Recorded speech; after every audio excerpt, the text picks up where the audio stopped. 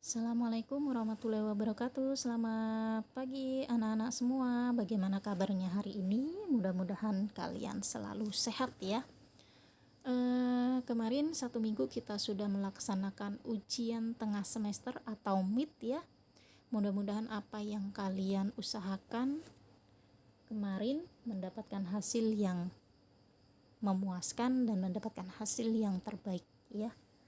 Baiklah anak-anak, kita akan melanjutkan pembelajaran kita masih di tema 7 subtema 1 perkembangan teknologi produksi pangan, pembelajaran keempat. Bersama Ibu ya, Lia Afriani. Pertama, Ibu akan membahas tentang keragaman anggota keluarga di rumah. Beberapa waktu yang lalu di pembelajaran sebelumnya kita sudah membahas tentang keberagaman ya. Nah, keberagaman di rumah ya, biasanya di rumah itu kan terdiri dari beberapa anggota keluarga seperti ayah, ibu, kemudian anak ya. Anak itu bisa berupa kakak atau adik. Atau ada keluarga tambahan misalnya seperti kakek dan nenek. Nah, apakah di keluargamu ada yang menyukai makanan tradisional? Setiap daerah di Indonesia, makanan tradisionalnya itu berbeda-beda. Oleh karena itu, dalam keluarga terdapat perbedaan kegemaran makanan tradisional. Contoh misalnya, ibu lebih suka makan seruit dari Lampung ketimbang makan rendang dari Padang misalnya. Sedangkan ayah ternyata lebih suka makan rendang daripada seruit Lampung. Kakak lebih suka makan gudeg Jogja, sedangkan adik lebih suka makan soto dari Betawi atau lebih dikenal dengan soto Betawi. Nah, perbedaan-perbedaan yang terjadi dalam anggota keluarga ini bukanlah hal yang harus diperdebatkan ya, atau bukan hal yang harus selalu dibahas ya. Kenapa?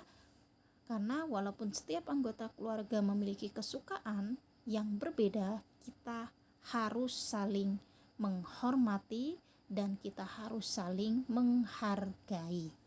Jadi saling menghormati dan menghargai perbedaan itu sangat-sangat penting ya, supaya tidak terjadi yang namanya permusuhan ya. Kenapa harus saling menghargai dan menghormati? Supaya terjadi yang namanya kerukunan ya, kemudian tidak ada keributan ya. Hidup menjadi nyaman, aman dan tentram. Jadi setiap perbedaan itu merupakan anugerah ya, yang harus selalu dihormati dan dihargai. Nah, keberagaman itu selain di keluarga, keberagaman juga terjadi di sekolah.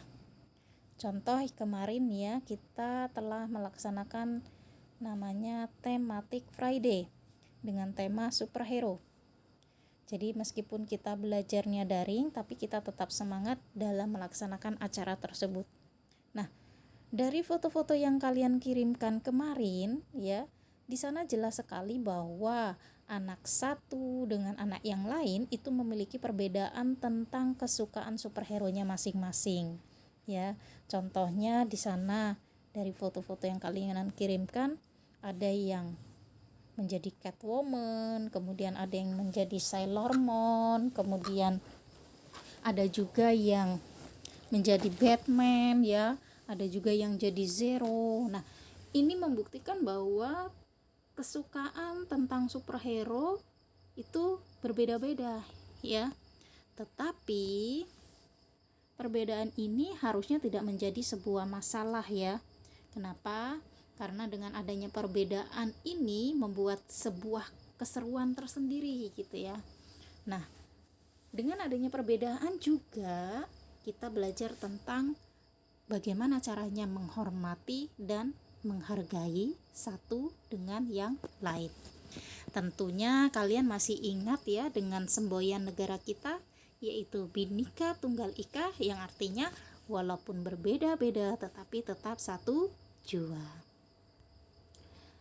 Selanjutnya kita masuk ke bahasa Indonesia KD 3.6, yaitu menentukan kalimat utama dari teks tentang perkembangan teknologi produksi pangan.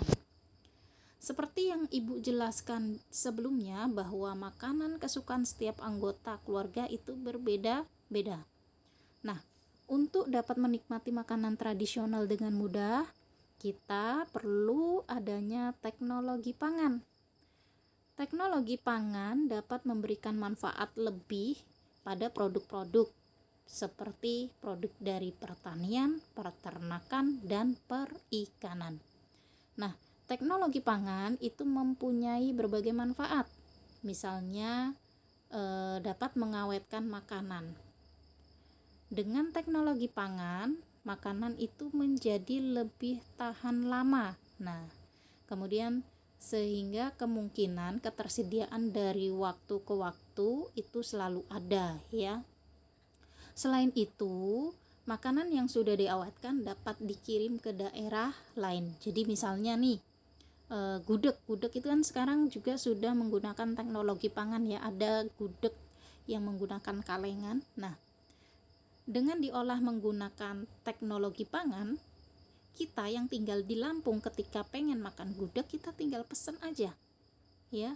Kita tinggal pesen, tunggu di rumah, kemudian gudeg itu datang, ya. Jadi lebih mudah, ya. Dengan adanya teknologi pangan akan memudahkan kita ketika kita ingin memakan salah satu makanan khas daerah lain, gitu ya. Nah, dari teks bacaan tentang perkembangan teknologi pangan tersusun atas paragraf-paragraf. Setiap paragraf itu mengandung kalimat utama dan kalimat pendukung. Kalimat utama merupakan kalimat yang berisi gagasan utama. Kalimat utama didukung oleh kalimat-kalimat pendukung yang merupakan gagasan pendukung. Contoh di sini, bacalah teks berikut ini. Ya, bacaan ini ada di buku tematik kalian, ya Nak, ya. Kalian bisa dibuka bukunya nanti di halaman 34, ya. Jadi nanti silakan dibaca. Nah, setelah kalian baca, ya, teks yang ada di halaman 34, Ibu berikan tugas untuk kalian. Tentukan kalimat utama dari teks bacaan di atas. 1. Di situ sudah ada contoh paragraf pertama. Kalimat utama di paragraf pertama adalah: di daerah Sumatera Barat, singkong diolah menjadi berbagai makanan. Nah, silakan kalian isi kalimat utama dari teks bacaan tersebut. Paragraf kedua dan paragraf ketiganya apa? Baiklah anak-anak, tetap semangat, ya. Untuk mengisi tugas ini, menjawab tugas ini, tentunya kalian harus membaca teksnya terlebih dahulu. Silakan di halaman 34 teksnya, ya. Tetap semangat anak-anak semua. Mudah-mudahan kalian selalu diberikan kelancaran, ya, dalam menuntut ilmu dan diberikan kemudahan dalam memahami materi-materi yang disampaikan oleh Bapak dan Ibu guru kalian.